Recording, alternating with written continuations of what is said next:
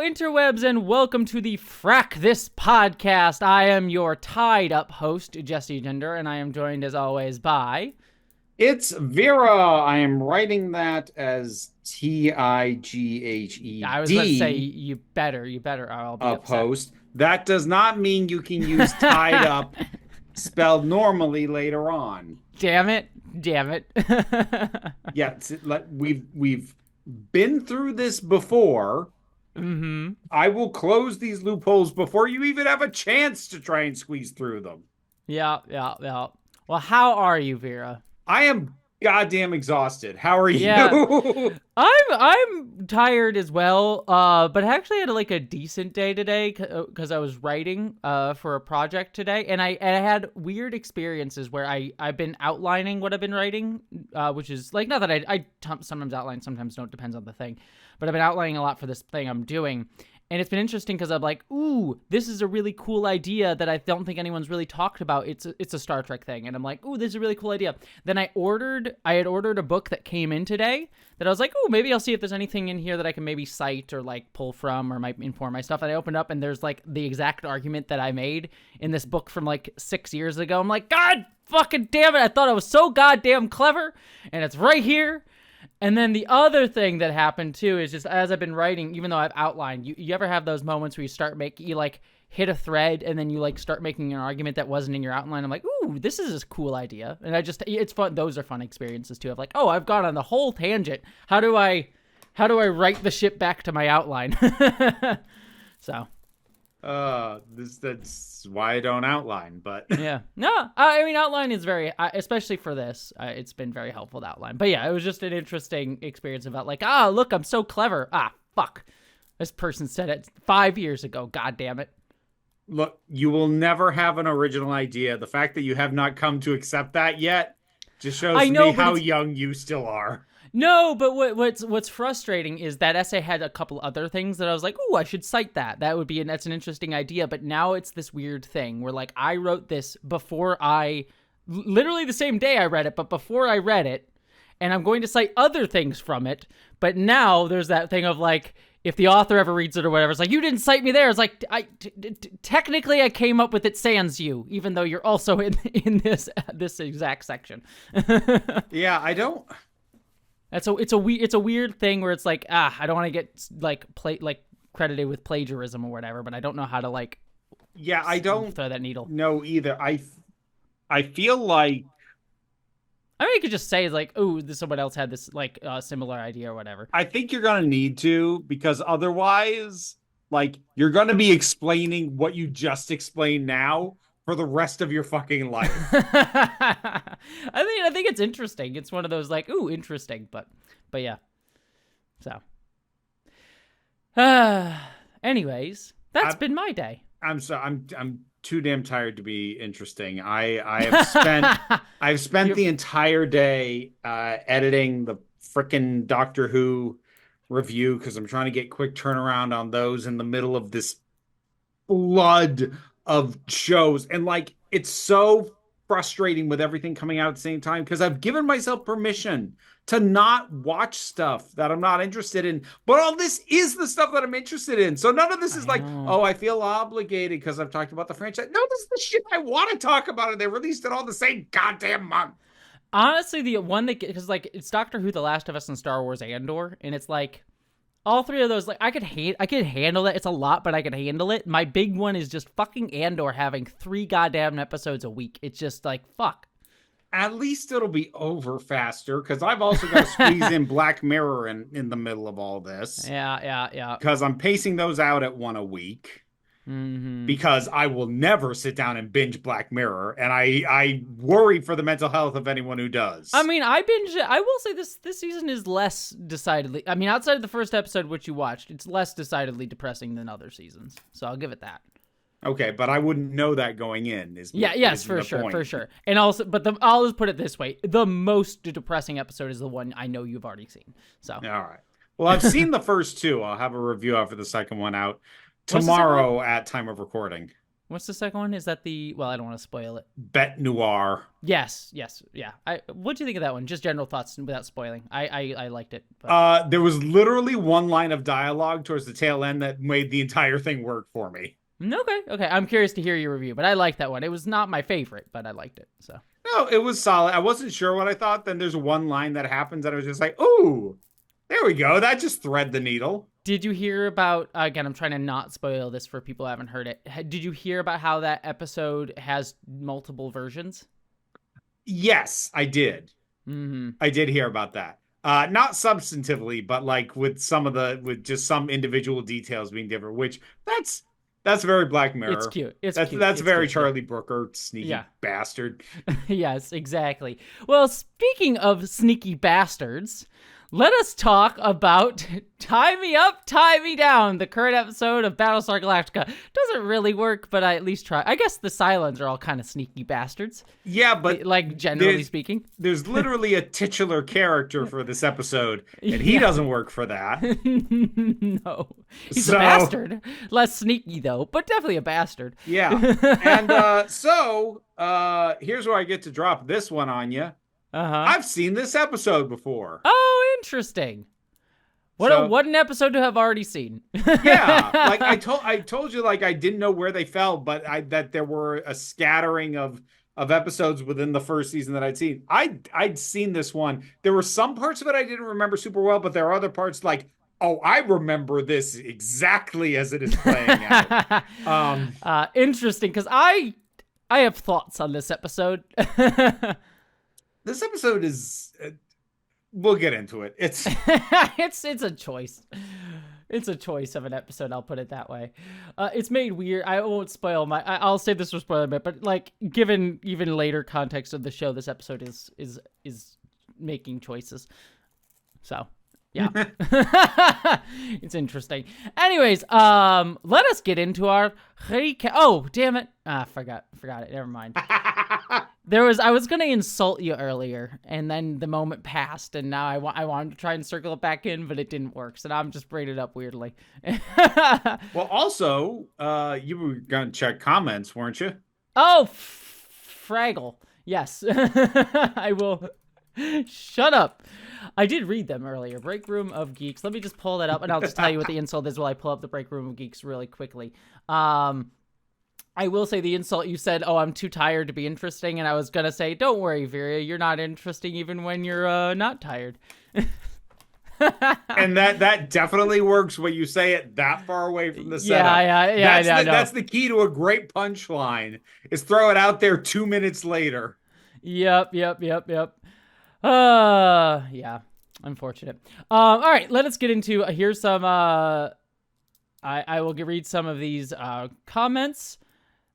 Where's the ones that I liked? This episode, so this is from Gilla May Lavasser 277. I am definitely fucked up your name, and I apologize in advance. Do you want to say what episode the comments are on? Oh, this is from 6 Degrees of Separation. You know what? I hate you, Vera. Shut the fuck up. Don't tell me what to do. But you love it when I tell you what to do. Shut up. Good girl. No. This episode, whether it's subtle or not, always made me smile. James Callis has that comedic power on me. How subtle can you be in the 40 minutes and change with internet critics making their buck with their anger, censors finding your stuff too provocative, and networks thinking your show is too dark? Well, can't wait for the Trump-era sci-fi shows to come out. They are not curing cancer, as Ron used to say on his podcasts. So, yeah, I mean, I get it. Their level of like, there's only so subtle you can go, but I think there are ways to do subtler stuff than sometimes this episode does. But yeah. We also have a good one here from Paul Hammond 6978. They couldn't let the Borg Queen go because they were too attracted to her as the dark version of Janeway. And yeah, Janeway versus the Borg Queen as good mummy and bad mummy to 7 of 9 is great, even though giving the Borg a leader spoils them. Yeah, I mean, I one of the interesting things I like about Voyager, I mean, Voyager has many problems, but I do like that it kind of gives like an epic narrative to women characters, which is kind of fun. So I guess the question, and I'll just put it out there for whoever wants to answer, Do you prefer good mummy or bad mummy? I mean, have you seen Janeway in a tank top? I think I would go with that. Though the Borg Queen does have her scare-roused qualities. And then here's a good one. The Fall of the House of Usher has a great riff on the enhance button, with Mark Hamill trying to explain to his idiot boss that it doesn't actually work. And then this is one that I did want to bring up as well. This one and the last comment, this is both from Roimler. After the glowing spine effect was used again in this episode, a ton of fans started joking about how apparently every single human has a perfectly functional Cylon detector in their pants, and saying how silly it was that this obvious physical difference wouldn't at least be noticed by Doc Coddle at some point. Ron Moore responded that it was never meant to be literal and was just a signal to the audience, and the effect never appears again. Everyone can decide for themselves whether they believe him. Whether or not I believe him, I think he was shamed out of continuing to use it, no matter how it was originally conceived. And you know what? Good. Yeah, I mean, I thought it was cute in the first episode. The second episode, it does belie. It is one of those things where the miniseries got away with it strictly, and it was ridiculous then, and I said it was, but it got away with it more or less on the basis of striking and unexpected visual. Mm-hmm. The more times you do it, the more people are going to actually think about it. And it's not something you want people to be going, wait a minute. Do you think it kind of works like one of those like heating things, you know, when you have those like massagers and they have the heat pads? It kind of looks like their spine. A little bit. See, what I wonder is, does it only work if they actually orgasm? So, like, are there a whole bunch of people who've been sleeping with Cylons who never notice because they can't actually get these people off? I mean, I think not, because like I feel like they like have the glowy spine pretty quickly. So unless like the girls are orgasming like that, I don't think. I mean, which like can happen. People can be very sensitive. I was gonna say I have been with people who I have such high sensitivity that like it does not take much. Yeah. It's very possible, but I do think that it's uncommon, but it does happen. Yeah. Just turned up all the Cylons have the sensitivity setting just turned all the way up. Speaking of Black Mirror, it's that's exactly what I was thinking. Yeah, exactly. Ooh, if they have control over that, okay, that actually would explain it. Like, so, like, I'm only gonna up this sensitivity when like I'm riding you, or it's missionary, or I know you're not looking at my back. Yeah. It's like, ooh, time for glow. Ooh, we're doing this position. Ooh, I can use the glowy spine setting. Honey, why don't you ever let me do you from behind? Oh, you know, it's just not my favorite thing. Because I can't turn up the sensitivity, you'll notice my spine. Oh, fun times. We like to have fun here. Well, and all right. This Ronald Moore was why it was a good idea to not do it anymore, because of shit like this. Exactly. All right. Well, let us get into an episode about Cylon detectors and fucking. Time me down. We start off the episode in CIC. Roslin is watching Adama from like the upper area, which I kind of liked. I didn't really like recognize it had like an upper area like that. Yeah, it's like kind of an odd balcony thing. Yeah. around the edge of the, what is it, CIC? Yeah, CIC. Yeah, I think that's what it's called. Is the bridge there? Yeah, it's interesting. CNC, but that was Babylon 5. Exactly. Yeah, I think it's CIC, but I have to double check it. Whatever the bridge is. But yeah, she's up there, and then Gaeta tells Adama that she's up there, and it's very clear that Roslin is kind of suspicious of Adama being a Cylon. I'll just say right now, she is not good at not acting like she's suspicious. Yeah, no, not at all. Because this scene comes up, like Adama comes up there, starts talking to her, and he starts talking about how the Cylon detector's ready, but you have to do it one person at a time and get it verified. It takes hours, and he sort of puts out, well, what if you go first? How about you? And Adama says, if I'm a Cylon, you're really screwed. Yeah, which is a line but like she's like, ha, ha, ha, ha. No, seriously though. But really, I think you should go first. And like the thing, So this kind of marks the mood of most of the episode, but also kind of marks why it kind of bugs me because like she has been shown to be really politically savvy. And part of being politically savvy is talking to people who you know don't actually have your best interests at heart, but talking to them like you believe they do. That's part of the job. She's shown herself to be good at that part of the job, but somehow that becomes a non-transferable skill in this instance. And I don't buy it. I don't like her being this awkward about like I think there may be here's the thing. I could come up with reasons why she's being bad at it now. Like she's taking meds for cancer. Maybe she's not getting enough sleep, whatever. But my point is I shouldn't have to. I'd rather she stay in character. If you're not going to actually give me a reason why this feels a little out of character, I shouldn't have to come up with excuses for your fuck up. Yeah, and it comes across as a bit farcical. Like the whole episode is setting up like kind of a farcical nature to it. It's not like overt comedy, but it is trying to lean into comedy nature later on. You say it's not overt, and like, okay. It is later on. You're gonna hate me for this, but this was the episode where I first noticed the soundtrack the most, and I did not care for it.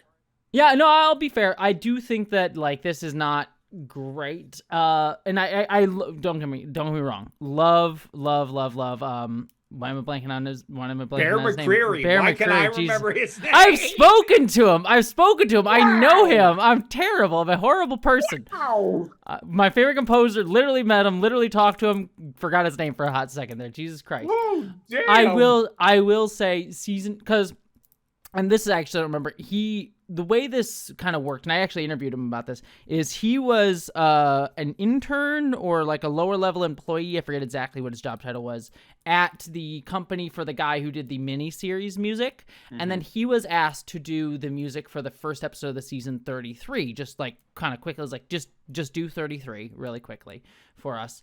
And then Ronald D. Moore really liked it and kept him on. But a lot of season 1, and we kind of hear it here too, it like, I think most obviously in the like Billy and Duala scene that we get in just a couple seconds, is still building off of the music from the mini series, whereas in season 2 he gets a lot more of his own personality that he puts into it. Like there's a specific musical choice that he makes in season 2 that sends the show off in a very clear musical direction. I'll keep an ear out for that, but like I wasn't even thinking of that scene. Like there's stuff that goes on at the dinner later where it's just it reminds me of when composers are try to make the soundtrack enhance comedy, which I'll just go on record and say I fucking hate.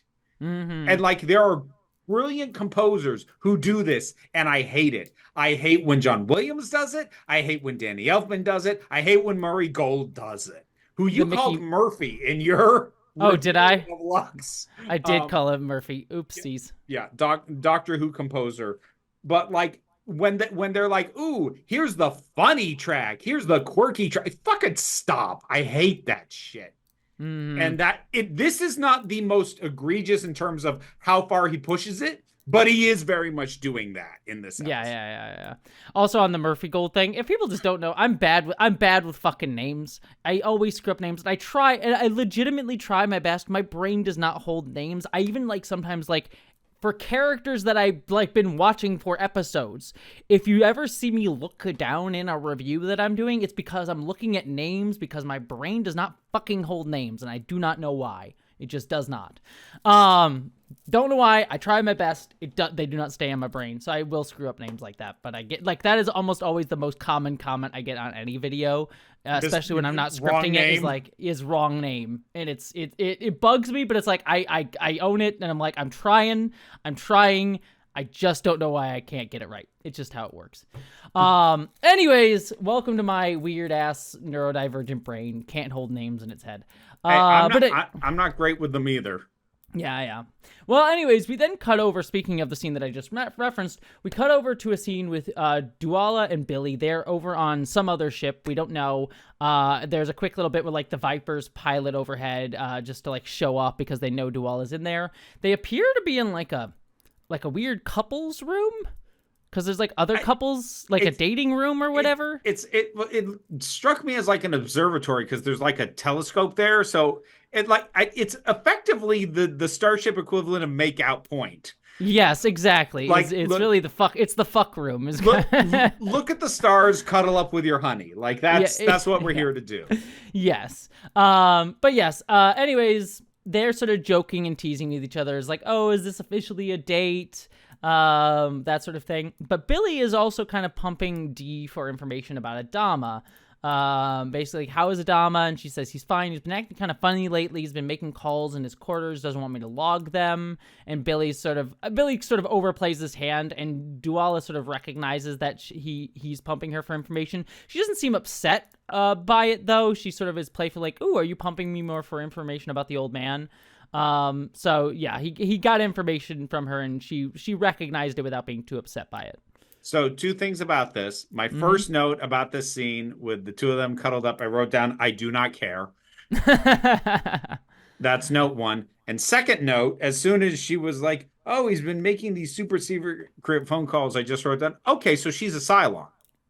I'm not saying anything. I know you're not going to say anything, but that's what I wrote down immediately because, okay, so like there have been a couple of points where you have tried to defend the show, and this is kind of the like taking something that is not out of the realm of possibility, but is not a case the show itself is making. So I'm not going to let you do it here. You have made the case for me in a couple instances where I've been like, what the hell where you were like, oh, well, some parts of the crew are younger, they're more inexperienced or whatever. Until the show demonstrates to me that these people have levels of incompetence, which it hasn't done with most of them, and it definitely hasn't done with her, then one of 2 things happened. Either she was given the idiot ball for this scene, because I do not believe her to be so incompetent as to just tell a guy, oh yeah, my boss, the commander of the entire fleet, is making these calls that he doesn't want me to log. Like I'm having that Riker moment. You are incapable of this level of incompetence. But it makes, so either the writing fucking sucks and they forgot she's supposed to be competent at her job, or she's a Cylon, which would make a ton of sense because this is something he is actually doing. So she isn't having to make anything up. But by leaking this to him, she knows it's going to get back, assuming she is a Cylon. She knows it's going to get back to the president, and it's going to stoke the paranoia, and it's got to create division amongst the key figures running this whole thing. So that's what I'm calling. It's either she's a Cylon or the writing fucking sucks this episode. I don't know which it is, but it's one of the 2. It's just fascinating because it is just interesting to see you argue different things. I know what the answer is. Of course you fucking do. And it's just fascinating. Also, it's fascinating too because you're sort of like, oh, you played up like, oh, they're da-da-da-da-da. It's just interesting because you don't know if I've been lying to you or not. I may have been. No, I think you were just devil's advocating, which is a thing you can't stop yourself doing. Oh no, I always had devil's advocate for shit, but I will, listeners who have not watched the show will know I have devil's advocated a few times in the past 2 episodes, just in a way that is very clearly meant to lie to you or misdirect you. It's kind of fun. I hope the people who, I hope listeners, those of you who are watching the show with me, can know when I'm having fun with Vera and can like enjoy the playfulness that I'm putting. I do it for all of you, everyone. We're all laughing at Vera's expense. The anger I feel coming from you. Well, yes, I'm not going to say whether it's one or the other. All I will say is I did like that she was at least self-aware enough, but to recognize that he was pumping her for information. But yeah, I'm not going to say which. It's still which so way weird to me that pumping for information is actually the phrase, because the first time I ever heard that phrase was in a James Bond film, and it was clearly delivered as a joke. Where with M telling Bond, pump her for information. Like this was Judi Dench to Pierce Brosnan. That was the first time I ever heard that phrase. I'm like, oh, that's a funny joke. And then I've heard it used unironically since then. I'm like, how is that the real phrase? What the fuck? I mean, you know. He liked to pump her for information. Oh! Look, I'm all in favor of pumping for all kinds of stuff. See if her spine glows red. That's how you figure it out. Anyways. She can't be a Cylon. Her spine didn't glow red. No, buddy. You just can't get the job done. That would be really messed up. It's like, wow, we have a Cylon detector because I'm just that good. It's like, ooh, buddy. Hate to burst your bubble. Bad news. Of course, the thing is, at this point, is we don't know if male Cylon spine glows or if that's that's what I was thinking. I was gender wondering too. thing. Yeah, if men get off, do their spines glow? No, maybe their dicks glow. That's what I was just thinking too. Anyways, let us go back to this. We then cut to Billy and we're adults and we're professionals. Oh yeah, very much so. We cut back to Billy and Rosalind. Well, we cut to Billy talking to Rosalind, basically delivering this information, and Billy sort of is making the argument of like none of this is damning information. Could be exhaustion, could be paranoia, could be many things. And Billy sort of says, I can't believe we're entertaining the idea that Adama is replaced by a Cylon duplicate. And Rosalind says, my gods, Billy, I hope you're right. I actually kind of like this moment because like him laying out all these other things that it could be is like, and she's like, and she says to him, yes, but what if it's something else? And he kind of had this moment, I forget his exact line, but he kind of has this moment of, I need you to listen to the things you're saying right now and realize the road you're headed down. And she kind of has this little bit of moment of clarity. Not that she's going to change tactic, but she kind of has this minor wake up moment of like, okay, I do need to be concerned about this, but I cannot give in to full on paranoia. Yes. Which I do really like. The other thing too, I did want to clock just because it was something that you brought up a couple times. Is Billy makes the point of Adama being replaced by a Cylon duplicate, not necessarily being just a full wholesale Cylon. Which, person. Again, he would have to be. Yes, which is something you've clocked before, but this is the first time that this idea that Cylons could replace pre-existing people has been explicitly brought up in the show. Yeah. So Yeah. So I just wanted to note that. We then cut to Baltar in his Cylon detection room looking at 47,905 blood samples, or at least a shit ton. And he's sort of like being like, is suicide really a sin? And Head 6 is like, a mortal one, I'm afraid. And it's going to take him 61 years, give or take, to go through all of these blood samples. And he says, I would prefer to kill myself. He rounds it up to 62 years, so he has a little time to sleep. Well, actually, it was 60.1 years. And let's say that's making it even 61. All right. Yeah. So, all right.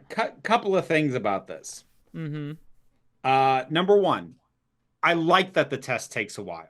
Mm-hmm. That is a realistic complication to address the obvious question of, well, if they can test for Cylons, obviously they'll just test everybody well, they can try. It's gonna take a while. Yes. So it's kind of like, well, I mean, it was kind of like after the water episode and it was like, oh, we found water. Like, oh, great. Like now we actually have to get it. Like, oh, okay. Like that's a legit complication most things gloss over. So here's like, we have a test. Yes. Takes 11 hours to get results. Oh, that feels legitimate. And so I like that as a complicating factor. I want to drill in on 6 and the religion stuff. Sure. So here's the thing about the show itself, and here's the thing about you and how you've kind of been talking to me about this. So within the show itself, it is increasingly bothering me how much the Cylon, the glimpses of Cylon belief that we get appear to be a one-to-one with Christianity. Like every time we get a specific, it sounds flat out of the mouth of a Bible basher. Right down to this thing of suicide is a mortal sin. And I'm thinking in the back of my head, please don't just be a one-to-one. Like at the very least, you have to tell me that lying isn't considered a sin, given what you're asking him to do all the fucking time. So but like I need something, because like I've brought up the Lords of Cobalt, like already paralleling and pulling names from Greek mythology, and like I'm slightly mixed about that, but there are still at least unique things about it, like the fact that they are called the Lords of Cobalt already makes it different. Unique. And Yeah. makes me assume that there will be some gaps, but like so far every single bit that we've gotten with the Cylons with this just maps onto Christianity, and I need some detail that doesn't map. I would feel a lot better if some specific about this would not map onto Christianity. Mm-hmm. And again, for folks, because I've talked about this a bit more back when we did Babylon 5, but for anyone new to this podcast, none of this has to do with like me being Christian and worrying about being Christian. I'm not. I was never. I was not raised in a religion. I don't currently practice a religion. I have general spiritual beliefs, but like I've never been part of organized religion. I just get so frustrated with how lazy a lot of critique of religion is, especially when it comes to Christianity, and how rote, so many things that feel like they should be new and unique religions are just, oh, that's just the Catholic Church, or that's just evangelicals. And I'm just sick of it. I'm in my 40s and I've been taking in sci-fi pretty much my entire life, and I'm sick of it. Yeah. So that's with me. But now to you. I was curious. To you, what about if me? you thought Yes. you were going to get... So, from the mini-series, you have been telling me take the religion stuff that is said by the Cylon seriously, because my very first thing that I said was I didn't clock or put much thought into it, because I didn't know if she was saying that to blend in on Caprica back, when we weren't yet dealing with Head Six so far as we know. So, here's the thing. The vast majority, nearly all, not 100% all, but nearly all of the details of the religious aspect of the Cylons is coming from Head Six. And I'm not saying anything. Okay, but if you're telling me to take it seriously, then at the very least it's going to mean something thematically. But if I'm right about Head Six not being real, then either we are going to fail to explain why she understands the Cylon religion as well as she does, or there is going to be some actual connection and bridge made, or potentially all of this is bullshit and the Cylon's actual motivation has nothing to do with the religion stuff whatsoever, because nearly all of that is coming from a source who we aren't even certain is real. So, and this is where I get frustrated when you get this smug fucking look on your face like you've got right now, because you know what's real and what's not. And while I do find it interesting to take in a show where so much is in question the minute you start to think about it for more than a minute, because you're like, okay, well, we've got all this information, but then you consider the source and you're like, well, fuck, I don't know if any of this matters. Yeah. Well, I'll say there's one thing that I can say, and then there's another thing that I'm not sure I can. One thing that I will say, as at least I'll point out, Leoben has also expressed religious views, and he is a physical Cylon that we have seen. Like, we physically see him. So there is an element of that with Leoben there. So we know at least it ties, there's some level of it tied. There's a into little, Cylon. but Yes. most of it has come from Head Six. Yes. And that leads me to my second thing, where I'm not going. I'll do this. I'll save it for the spoiler minute where I'll say the specifics. What I will say is this: unless I fucked up, there is something that you just said that I think is not making a distinction that I believe I have made. So okay. If I point out the distinction, it'll be too obvious and maybe give a little bit of the game away too much.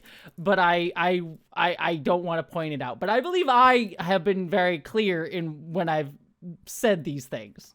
So I don't want to point out what I have said versus what you have said, because it might be too obvious. But there is something that you said that I believe that you have overextended on in terms of what I've said. Okay. if you expect me to go back and check and compare to my notes to what I've said before, I'm not fucking No, doing I'm that. not. I'm saying right now. I'm saying right now. Like No. right now, just a second I know ago. that. I understand that, but I'm just saying, like, you are working on facts. I am working on coming in every week and guessing again, and sometimes forgetting what my earlier guesses were or what your earlier bullshit that you told me was. Yeah, I will save it. I'm gonna write it here in my spoiler minute section of just to point out this clarification just for listeners.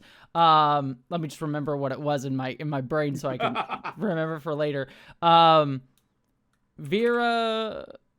I'm not gonna say this out loud. That would have been the funniest shit if you didn't realize you said it out loud as you wrote it down. That would have been hilarious. Yeah. Yes. I gotta make sure I word this correctly. Okay. Yeah. Okay. Just put that there, and I will address it in the spoiler minute for those who are interested. But yes, I believe there's something you've slightly overextended, and and to be fair, you should be. The show is not giving you reason not to. The show is actually not giving me very much at all. Yes. Or at least it's not giving me very much that I can be certain of. The show's actually giving me a lot. It's just, I don't know what the fuck to count on. Yeah, I will say, yeah, I agree. Anyways, we get back to the scene just to go through it. I did like how they filmed it, that we actually don't see Six until like Baltar walks over and then we see her come in. So I enjoyed that visualization until Starbuck comes in and it very clearly looks that like Baltar's masturbating and it's very awkward. I do like that Starbuck's sort of like, all right, whatever. It's weird, but it's fine. I like that she was unfazed, but like the other thing that I like is like, so we have this scene where we kind of see that that like Baltar is getting handsy with Six and like lifting up her dress, and you hear this sort of choral music, very classical in the background. And then there's this one great pan that starts below the desk, the table, and you see, you see like her legs and him pulling the dress up, and then it pans up over the desk and it's just him. Yes. But like the music doesn't cut off until Starbuck speaks. So like she comes into this room and it's still this, and then she's like, "You okay there, Doc?" And that's when it cuts off. Yeah, I thought that was great. My only thing was I just wish they hadn't, because they cut back to a shot where like Head Six is very clearly like positioned with her ass out, and I was like, that's a little voyeuristic.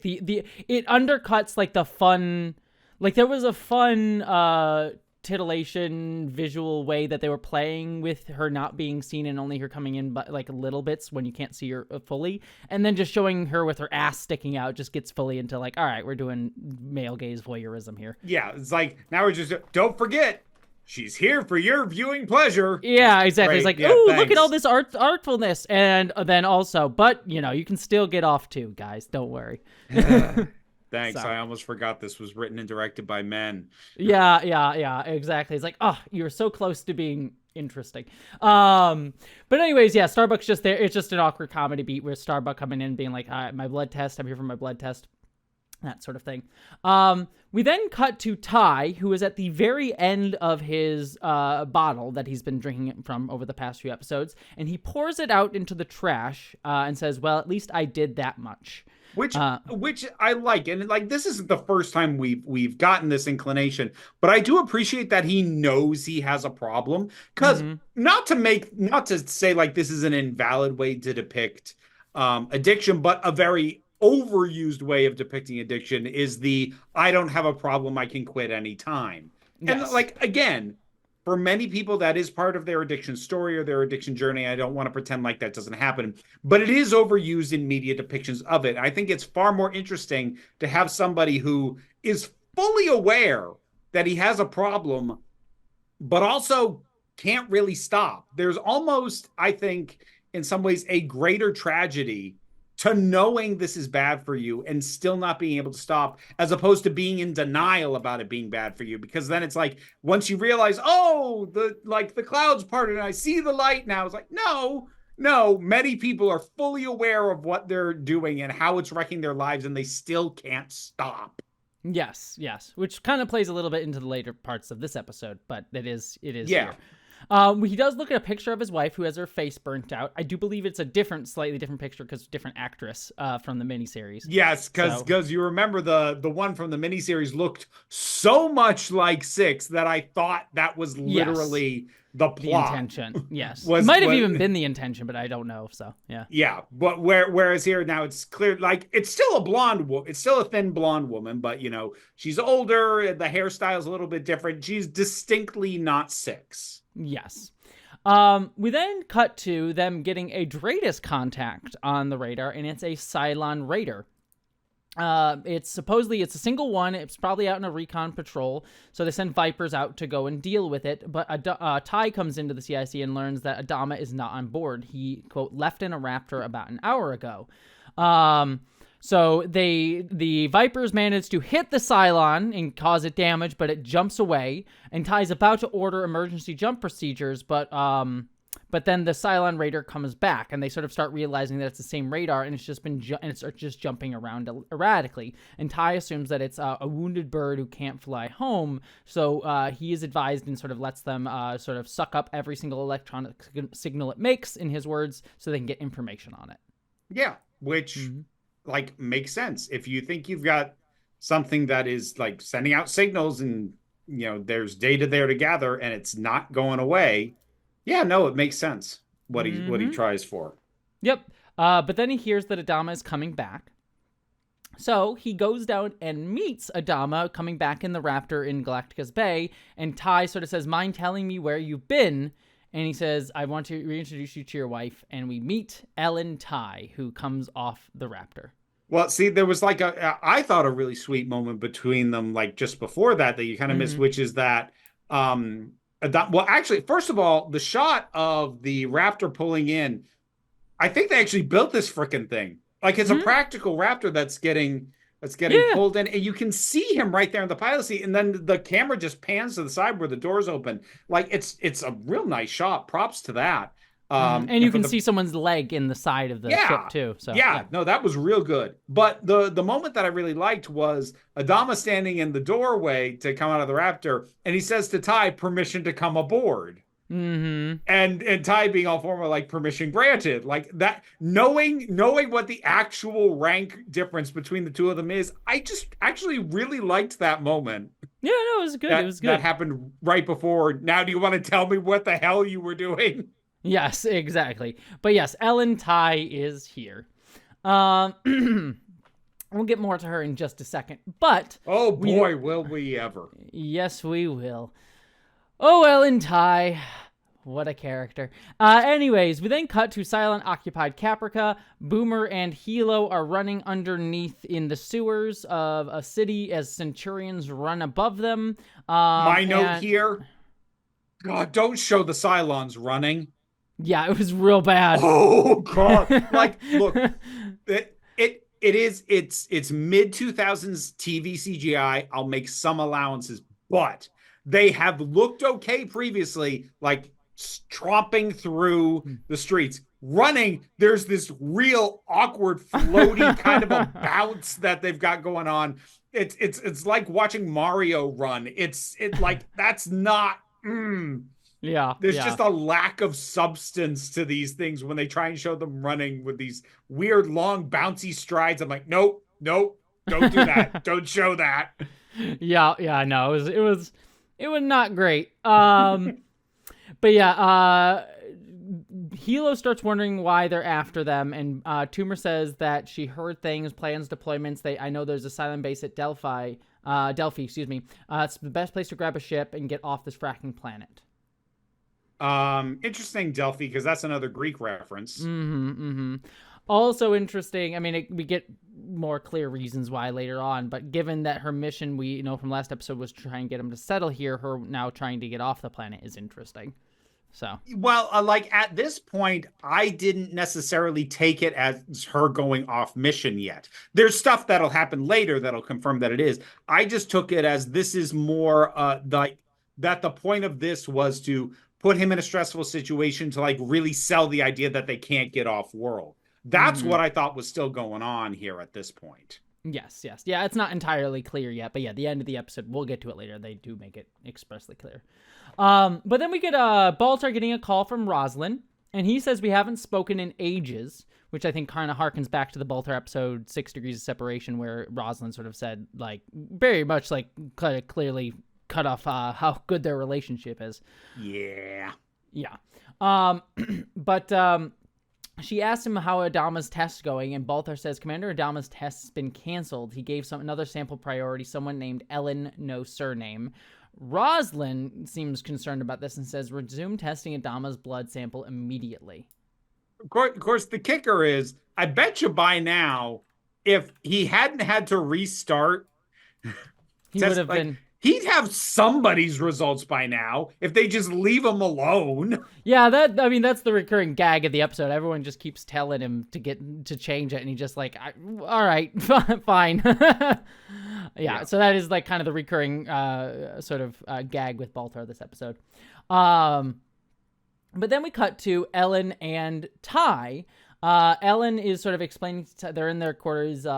She's explaining, I was on PyCon, I was getting a ticket home, but I don't remember anything. I seem to be knocked out, and I was learned that someone picked me up and took me, with them, like placed me on the ship to placed me on the ship to go with them, or to someone just left me on the ship to go to the fleet. And so that's how I got rescued.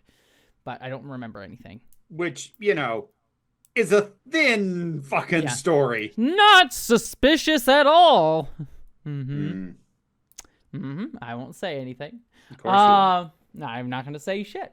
But we then cut to Starbuck trying to figure out the FTL drive on the Cylon Raider. Every like the one that's flying outside. Like, she's like, every time it jumps, it gives us more data. Adama says, the moment we have all the data, let's go, let's get out of here. And then Adama turns to Apollo and says, do you have dinner plans? So. Yep. We then cut to... And I just find it interesting because like they're gathering data specifically on its FTL, and like they don't say this, but I'm presuming it's because their small ships don't have FTL. They have to get on board. Yeah, I think they actually say something or allude to something like that. So yeah, I don't think they do in this episode say it specifically. It might have been said previously, but yeah, they seem to be very into the fact that the Raiders can jump. Yes, because Raptors can jump, but Vipers cannot, and Vipers are sort of the equivalent to Raiders in that they're like the attack ships. So. Yes. So we then cut to Tigh and Ellen again, and they're just making out, doing all these things, and she's like, I never thought I'd see your face again, and, the things that I said, and Ty's like, it's all in the past, let's start over. She sort of reiterates that, and they start kissing, and he says, I'm on duty, as they start making out, and he gets a call, and he says, tell her I'm on my way, the person on the other line, and he says, it's classified, and Ellen says, oh, feels like old times. You get a sense that there's... This was the resentment that caused their tension in the relationship. She says, oh, girlfriend?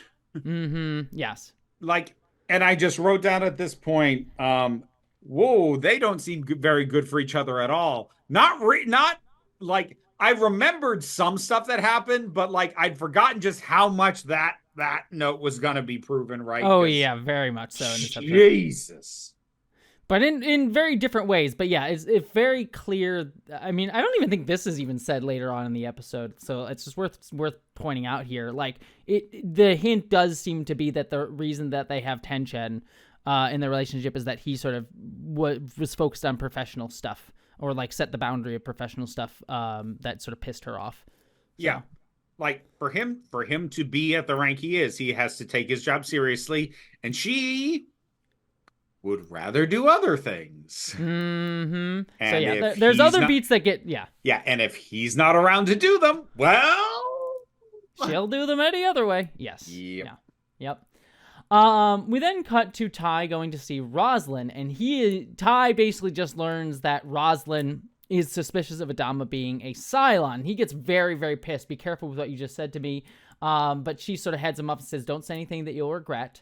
And, she starts asking Tigh questions like, have you seen anything suspicious? Where was he when the Cylon raider came? And he says, I know where he was. He was picking up my wife. And this is where Rosalind learns that Ellen is Tigh's wife's name. So now she knows who Adama was testing. Yes. And so this is her turn to pick up the idiot ball. Mm-hmm. Why are you assuming Tigh is safe to tell this information to and be asking stuff? Like, Billy, I get. Like, you need at least one person that you can bounce ideas off of, that you can, like, so, like, rolling the dice on Billy, fine. Being suspicious of Adama, you were given reason to. You literally had a Cylon tell you, this dude's a Cylon. Even if you think he's wrong, that's going to raise your suspicions. Fine. What makes you think that you can safely tell Tigh this, especially when, as far as you are aware, all you have to do to find out if Adama's a Cylon is fucking wait! Just wait for the fucking test results! What are you doing? Mm-hmm. Ah! It seems to be done for the comedy bit, because immediately after this, she calls Baltar and says, we're doing the test on Ellen, and Baltar seems annoyed by this. So it, like, really feels like this is done all for the farcical nature of it. It's that, and to set us up for the dinner, which, again, just leans into the... It's not quite JMS levels of comedy, but it is dancing close to that line. Yeah, for those of you who don't know, JMS was J. Michael Straczynski from Babylon 5. Listeners, if you didn't listen to our Babylon 5 podcast, one of the big notes that we had for Babylon 5, often with JMS, the lead writer of that show, was that he would try to do comedic bits, and it came off as like, haha, very rote comedy bits, like very over the top, like this is very just rote standard sitcom level, like very standard sitcom level. Yeah, it practically needed a soundtrack that went. Yeah, exactly. So it's not this isn't that level, but it's leaning in that direction. So yeah, and and again, like she is acting, and again, you could account for it. You could account, the stress, the meds, but they're not accounting for it. So she just comes across as out of character, uncharacteristically stupid. Yeah, very much so. And it's very clearly done, I think, with the intention to set up the slight farce of what's going on. So yeah, because that's what I tune into my post 9/11 paranoid sci-fi, practically post-apocalyptic drama for.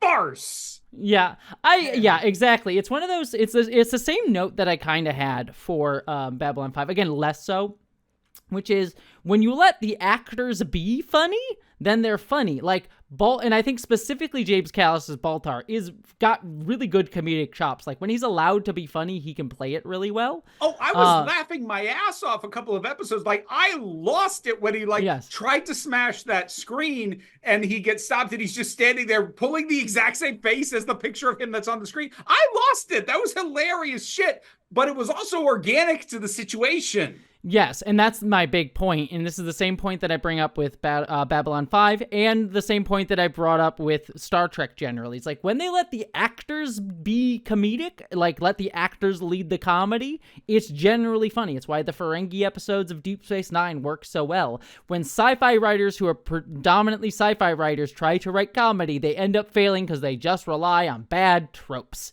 So when you're trying to be overt about the comedy, it's generally bad. Not always. There are good sci-fi writers who can write good comedy, but generally speaking, that is the case. And you see it and when you let the actors do it, then you get something out of it. And that's generally speaking a sci-fi writer problem. Let the characters be funny. Don't write funny situations. Y'all ain't good at it. And especially since Ron Moore came from that same sort of Deep Space Nine Next Generation world. He's of that same ilk. And again, Deep Space Nine was funny when you had good actors who knew how to be funny. Looking at all the Ferengi actors.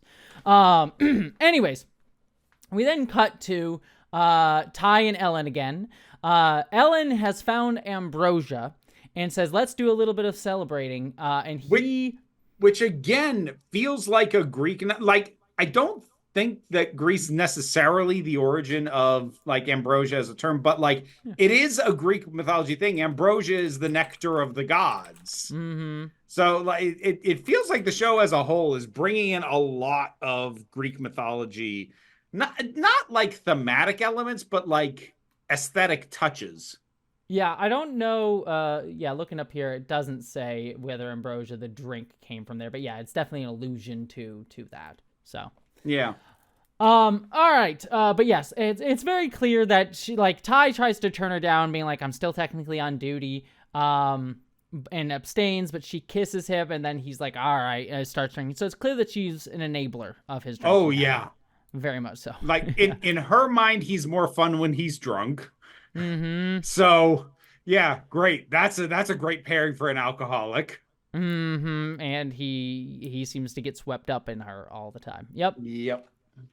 Which then brings us to the dinner sequence, where it's Roslyn, Tigh, Ellen, and both Adamas at the dinner, and Ellen and Tigh are very clearly shit-faced.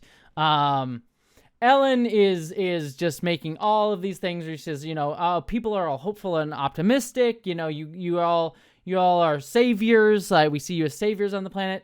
Some people are worried that if a teacher is prepared to do this job, but it's a tiny, tiny minority.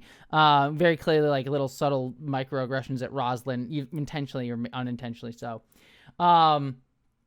And Lee, then Ellen starts teasing Apollo under the table and like very clearly putting her knee in his legs and like, yeah.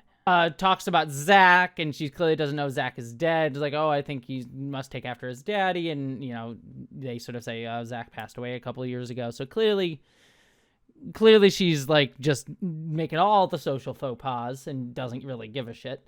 Yeah, as she is trying to give a foot job to a man at half her age, probably bigger age gap than that, even at a guess. Probably. Yeah. So they also bring it up like no one can recall giving you medical assistance until about a week ago, which is something she kind of shrugs off, being like, I don't know. And then she starts trying to plug not Tigh, Adama for information, which is like, where is Earth and how do we get there? And she says privileged information. And so Roslyn comes to her defense to Adama's defense at that point. So yeah, and they also point out that what is this? There was some information that like was questionable. Oh, the information they started talking about, like, oh, Cylons look like us now, and Ellen seems to already know that, and she sort of argues like, oh, I think a thing like that would travel fast. Any one of us could be Cylons. Oh yeah, because Roslyn is like, that information was only made public a couple of days ago. Yes, and Ellen kind of had this, oh yeah, everybody knows that. Attitude about it. Yes. She sexually harasses Apollo more. I'm just trying to get through the scene. And then eventually like the dinner ends and they leave. And Roslyn... like Apollo has to get up out of his chair for her to stop trying to molest him with her feet. Yes, and as they leave, Roslyn just hands Ellen her alcohol because she comes back without even looking. So there's that little beat. That was a great moment because like they're leaving and Ellen's like, oh, wait, and turns back. And Roslyn doesn't even turn to look at her, just holds out the bottle in this sort of take it and get out kind of motion. Yeah. That was good. And again, driven by the actor. Yeah, driven by the performance and just like how she wouldn't even meet her eye, and it's quick and you do it and you move on. Yep. And then they sort of start, Adama, Lee, and Roslyn all start talking to each other, being like, if she's not a Cylon, we're all in a lot of trouble. Which I like as an observation, because like either she's a Cylon and like that's the kind of trouble we can maybe know how to deal with, or she's not, and we're stuck with her, and we got much bigger problems. Yes, and yeah, Adama points out like there was rumors that she slept with half the fleet. Tigh loves her blindly, brings out the worst in him. Yes. Well, I actually like that. One of those so she says used to, and Roslyn's like, oh, no. That wasn't where I was going.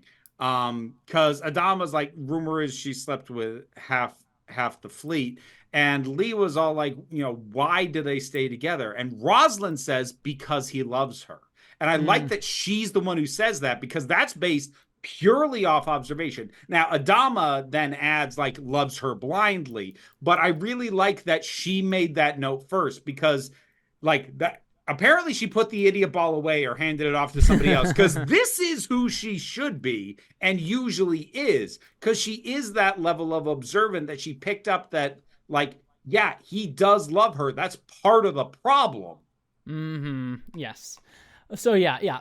And like a lot of the other things in this scene is like very clearly leading you to at least be suspicious of Ellen being a Cylon. Like she doesn't remember anything. She sort of like seems to know information that she shouldn't, but has some level of plausible explanations for. So I'm just pointing that out because not saying if she is or not, but at least pointing that out. I mean, like she is designed to be suspicious as hell. So it's one of those things where like I could read into that in either direction. She's either like so suspicious that it's obviously a red herring or so suspicious that it becomes almost a running gag that she's spoiler gonna stick around. And I will save it for my spoiler minute. Let's see. We then cut to Caprica again. Hilo falls down and seems to be exhausted, but Boomer sort of encourages him to keep going. And he's like, you seem to never get tired. She's like, it's just adrenaline. I'm not going to let you die here. And so she very convincing. Yeah, exactly. It's just adrenaline. Cool story, bro. Yeah. Well, Hilo doesn't seem to necessarily pick up on it, but... I don't know. He had a look on his face. And the fact that he asked it all, I'm like, I'm starting to wonder. Can't say anything. Feel free to figure it out, dude, so we can get off this fucking planet and this goddamn subplot. God, it is taking for fucking ever. We then cut to Tigh and Ellen again in the hallway. And they are both totally shit-faced. And Ellen is starting like yelling and playing with Tigh, being like, Dama doesn't know where the slightest idea where Earth is, and she starts singing it loudly. But then Baltar comes in. And Baltar sort of starts playing, like kind of gentlemanly, like, oh, the pleasure is all mine. And Head 6 comes in and says, there's something here and you should be watching her, to Baltar in his head. And then as Baltar leaves, Ellen starts talking to Adam again, and she seems to be trying to incite something between Tigh and Adam. It says, Bill put his hands on my leg, and Ty's like, I'm not falling for this. And she says, Adama came to see me on the Rising Star. He touched me. And Ty's like, why are you trying to do this? And Ellen says, he was on that ship. I can prove it. Yeah. Boy. The level of shit stirring that this woman is.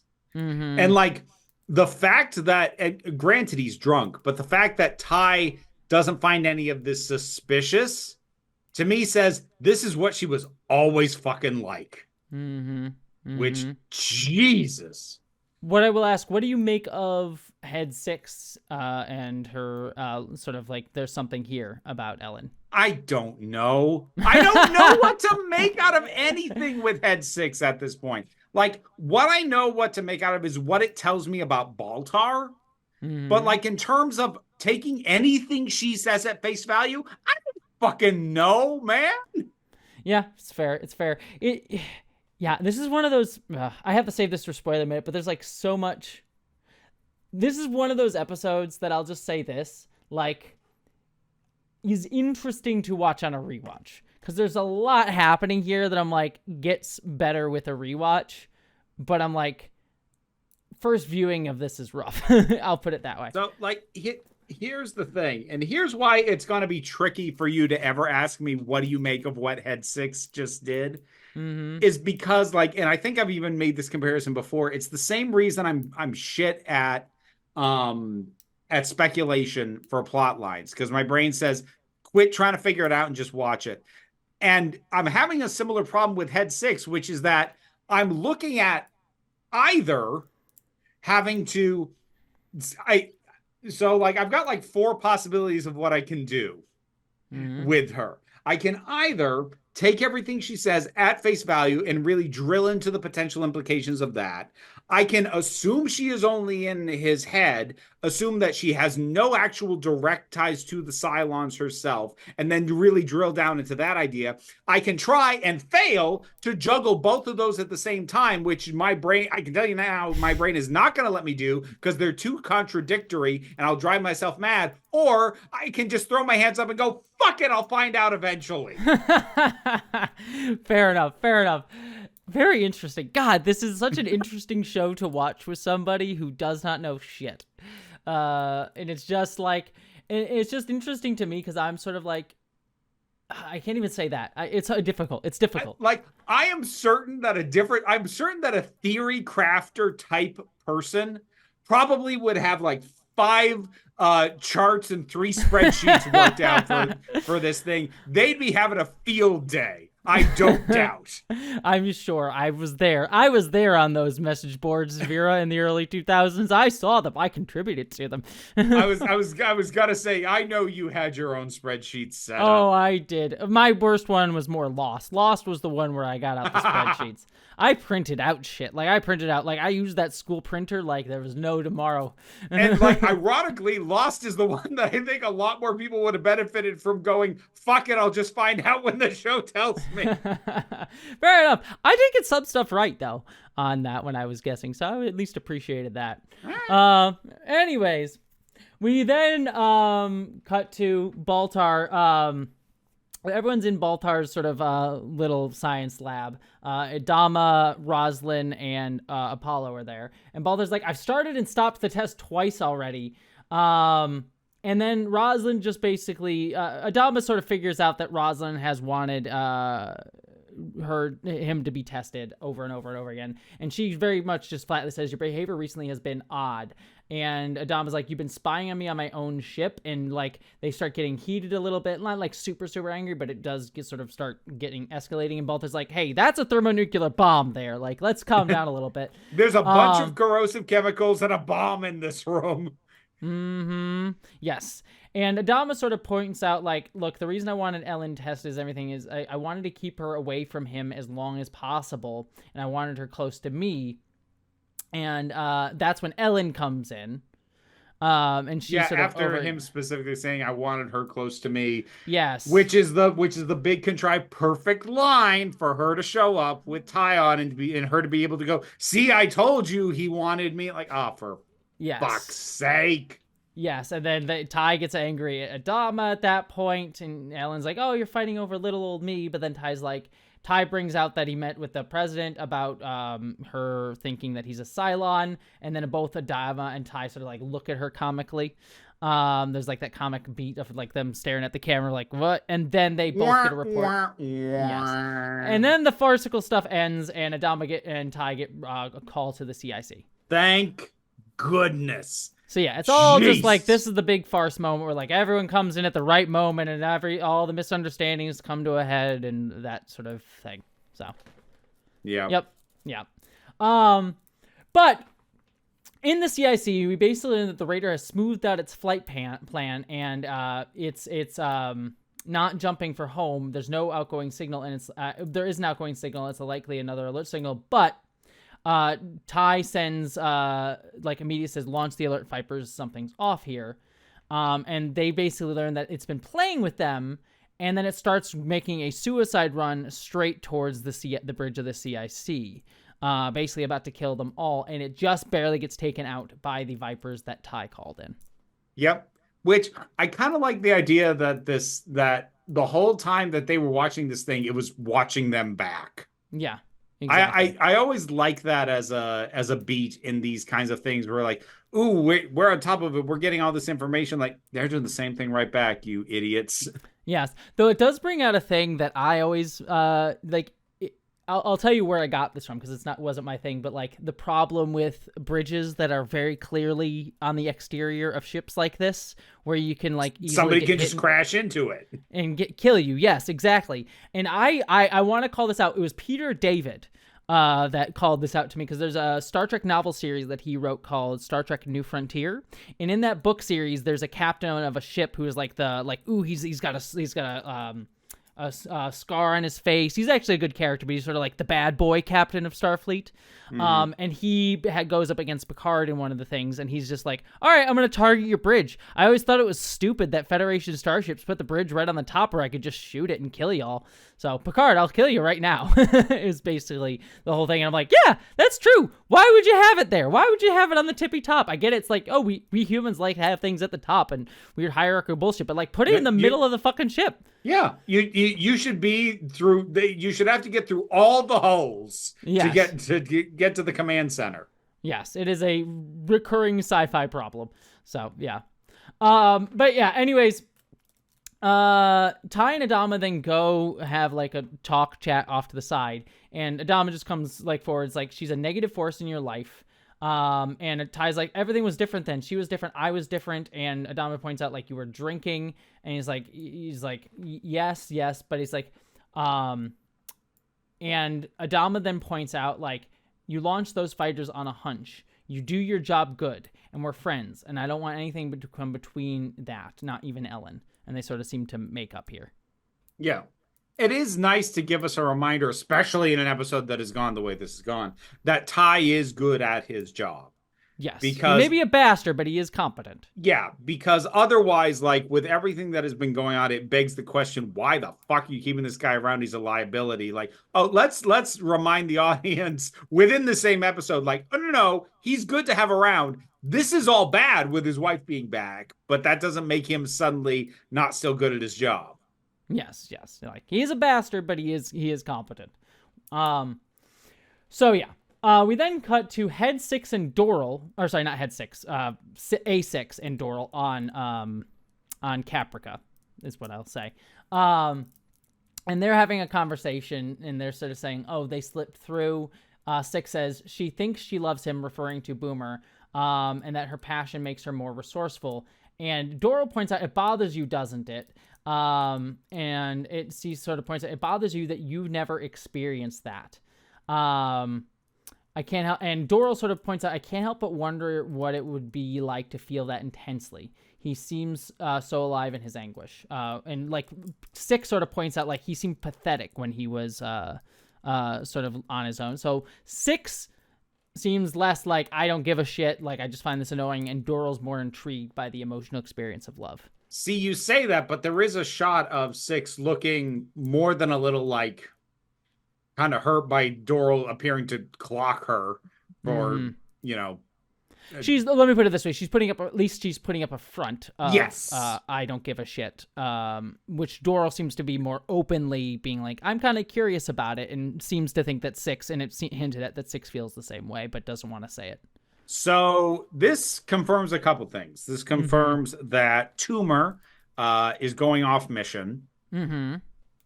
That the emotions being felt are genuine, even as she is supposed to still be working for the Cylons.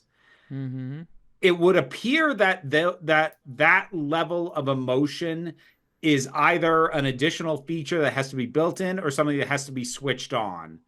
Because, like, it seems to be something that these two are... their conversation does not strike me as, oh, we can't experience that because we haven't found someone to love. It feels like a genuine expression of, we can't feel that. Oh, interesting. Okay, that wouldn't be my read on it. That was how it came across to me. It came across like they were discussing an actual inability to feel that deeply. Which I would take, again, thinking of the Cylons as infiltration units. You know, if you have them among humans, they need to be able to pass for as emotional as humans are. But if they're not, that level of emotion is probably a liability. So, like, my read on this, which I'm already second guessing given the reaction you just had. What I will say is I legitimately don't remember if there's like a point to account for that. There might actually be. Yeah. But my suspicion would be that the ones that are actually integrated in amongst humans are allowed a greater emotional range than those who are not. Yeah. No, I don't disagree. Like, I'll put it this way, like, and this is Ernest, like, there might be stuff that actively accounts for that. I don't remember. Obviously, we're certainly going to get Cylons exploring emotions down the line, but I don't remember if it's explicitly stated whether it's like there's a setting that they can fuck with. Yeah. And like, I kind of hope there is, because otherwise the implication is just, well, all Cylons could feel this intensely if they could just find the right person to love. The right dick to make their you know what? Fuck spines that. Glow. Fuck all that. Like, Yeah. I'm not saying you can't tell that story. I'm not interested in that story. So, like, I'd say about a third of the things that I say, what I think it is hopes for that is one of the ways that it could go, because there are possibilities that I don't entertain because I don't want them. Yeah. Well, I won't say anything. But then we cut to Baltar saying that Ellen is officially green, meaning she is not a Cylon. Mrs. Tigh is definitely human. And like she says, no hard humans to Adama, and now it says, let's test you. And he says, there's a nice moment where Baltar says, oh, it's my pleasure to test you. And then Adama looks at him. He's like, oh, it's my job.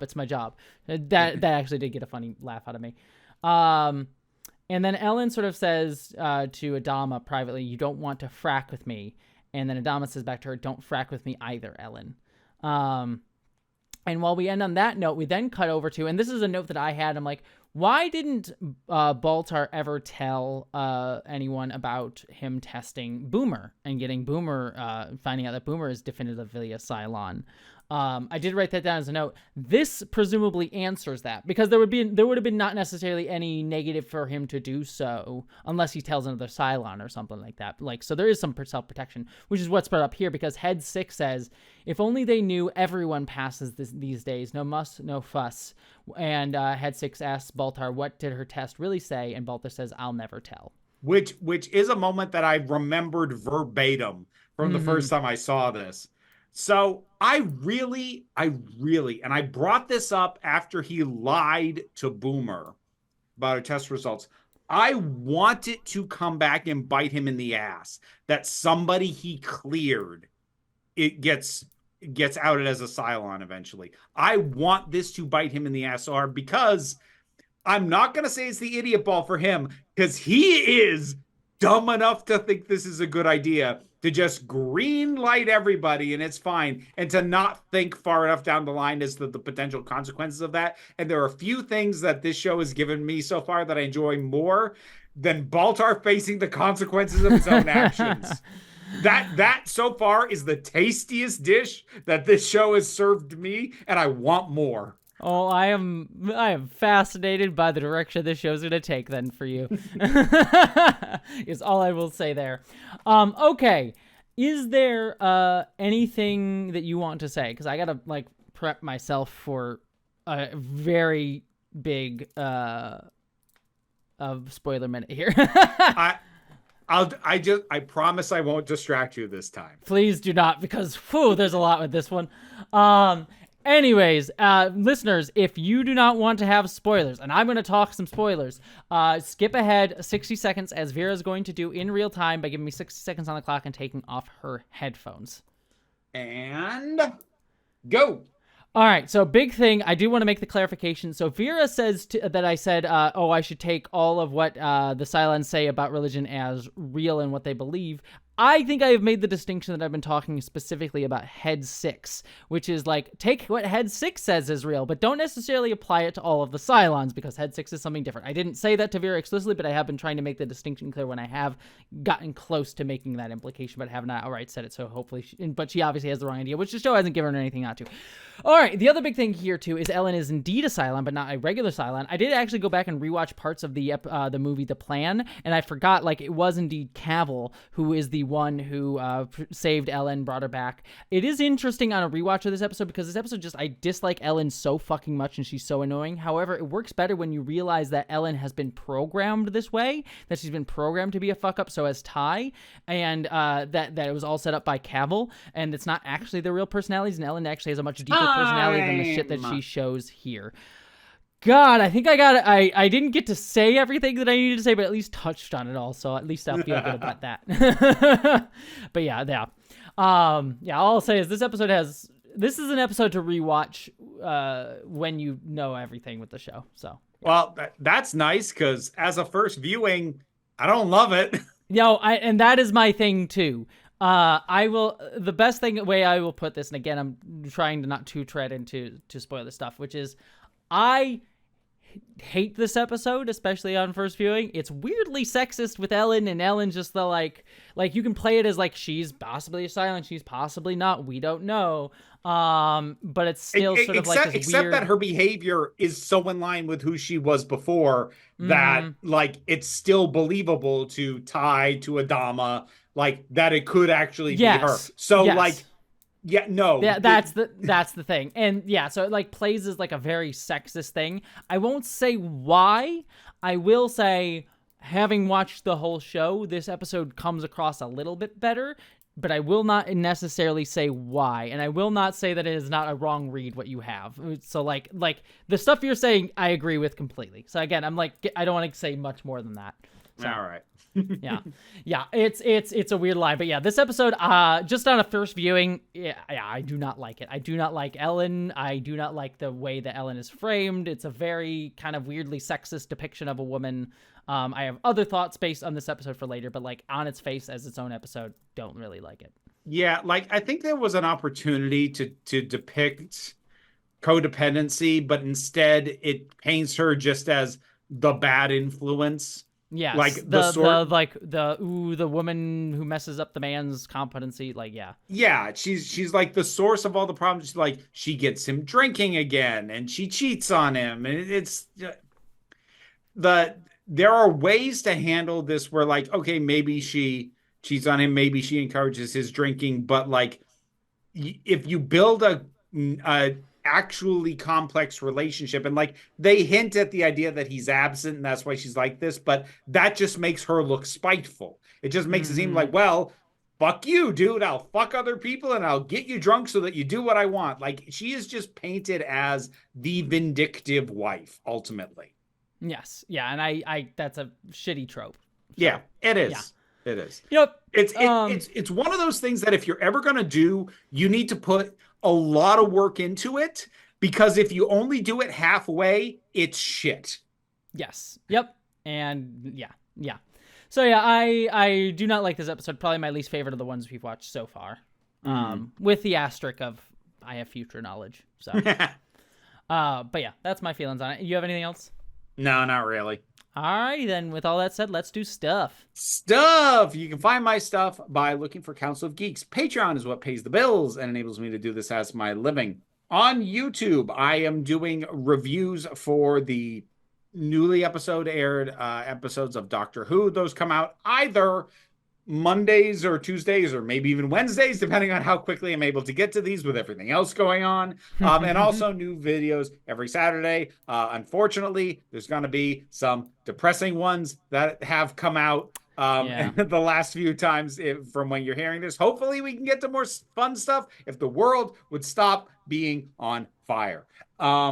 But then there is the Break Room of Geeks, which is overloaded with stuff, because that's where you'll find reviews for Black Mirror and Andor and The Last of Us, and also this here podcast, what you are listening to and or watching right now, as well as whatever else I have read, watched, listened to, or played lately. You can also find Council of Geeks on Blue Sky, and that's, I think, plenty of the geeky stuff. If you prefer the spicy stuff. You can look up Vera Wild spelled WYLDE. And you will find content on YouTube. Where I am lately reviewing both adult toys and adult video games. And that'll do for right now. Well, you can find me at Jesse Gender on YouTube. That's right, my video essay style stuff. I do have a video coming, but it probably won't be for a little bit longer, just because I'm busy with a bunch of other things going on. I do have a secondary channel, though, called Jesse Gender After Dark, where I am also reviewing all the things that Vera is also doing. So you can check me out there. I am also on Blue Sky, which is the one social media that I do use. And I am also on Nebula, which is the streaming service that houses my channel, my movie identities. And we'll also have have the series Subliminal, which I am directing an episode of that will be coming out later this year. Woo! So many things, and that's not even all of it that I can say. So other projects coming. You'll hear about it soon. But beyond all of that, that's everything that I'm doing. Anything else, Vera? Nah. All right, then with all that said, I hope y'all live long and prosper. Be seeing you.